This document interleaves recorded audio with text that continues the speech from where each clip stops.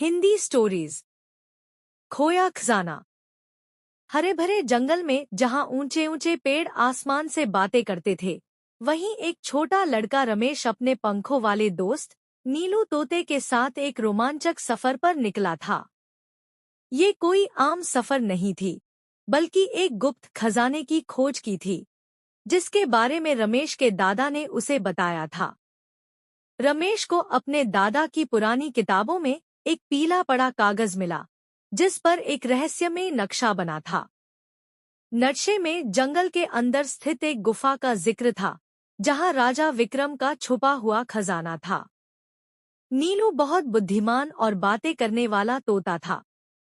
उसने रमेश से कहा, हमें सावधान रहना होगा, जंगल में कई रहस्य छुपे हैं। रमेश और नीलू ने जंगल में कदम रखा।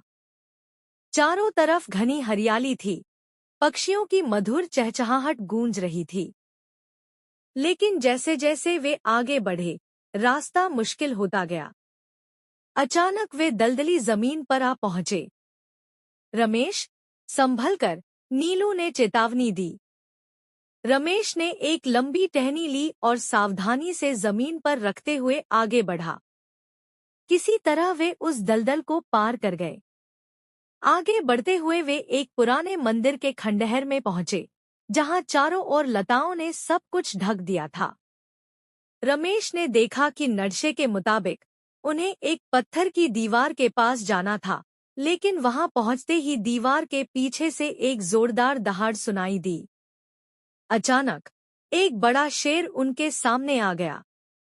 रमेश के हाथ पैर कांपने लगे। नीलू झट से रमेश के कंधे पर बैठा और बोला, डरने की जरूरत नहीं, मैं इसे इसका ध्यान भटकाता हूँ।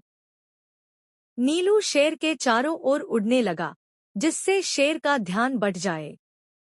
तभी रमेश ने अपनी जेब से एक गुड़ की डली निकाली और शेर के सामने फेंकी। शेर ने उसे चखा और धीरे धीरे जंगल में चला गया। रमेश और नीलू आगे बढ़े और आखिर उस रहस्यमय गुफा के गेट तक पहुंच गए। गुफा के अंदर अंधेरा था, लेकिन रमेश के पास एक टॉर्च थी। जैसे ही उन्होंने अंदर कदम रखा, वहां कई चमगादड़ उड़ने लगे। गुफा के अंदर एक बड़ा पत्थर रखा था, जिस पर कुछ अजीब निशान थे। नीलू ने उन निशानों को ध्यान से देखा और कहा, रमेश, यह राजा विक्रम की निशानी है। रमेश ने ध्यान से नक्शा देखा और पत्थर को धीरे धीरे धकेला।